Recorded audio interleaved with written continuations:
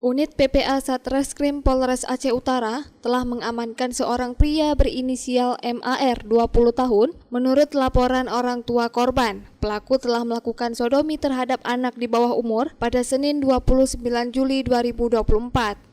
Perbuatan menyimpang tersebut berawal saat korban dan pelaku bermalam di salah satu menasah di Kecamatan Tanah Jambu Aye. Awalnya teman sekampung ini berencana untuk menunggu dan memungut durian jatuh di kebun warga yang berdekatan dengan menasah tersebut.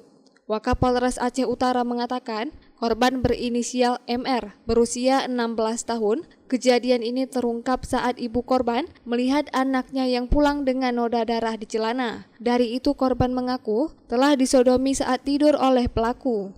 Berdasarkan pemeriksaan awal, tersangka mengaku dirinya bergairah saat melihat korban tidur berdampingan. Hasrat seksualnya muncul hingga saat itu pelaku mempeloroti celana korban dan mensodomi paksa korban saat tertidur pulas. Sehingga kejadian itu membuat anus korban mengalami pendarahan. Dari hasil pemeriksaan awal bahwa si tersangka ini merasa gairah ketika tidur bersama di menasah pada waktu itu.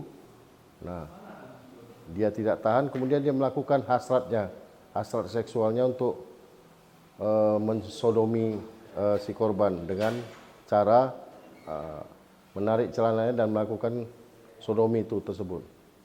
Kami himbau kepada masyarakat agar lebih berhati-hati terhadap anak yang pulang sebelum maghrib dan diharapkan mau tahu tentang anaknya, keberadaannya, situasinya, dan lain sebagainya. Jangan sampai anak-anak kita ini menjadi korban sodomi bagi yang lain. Sekian, terima kasih. Atas perbuatannya, pelaku kini ditahan di Mapolres Aceh Utara dan dijerat dengan pasal 50 Jungto pasal 47 Kanun Aceh nomor 6 tahun 2014. Selain itu, pihak kepolisian juga menghimbau kepada seluruh orang tua agar selalu mengawasi anak-anak mereka, terutama ketika bermain hingga malam hari, sehingga kejadian serupa tidak terulang kembali.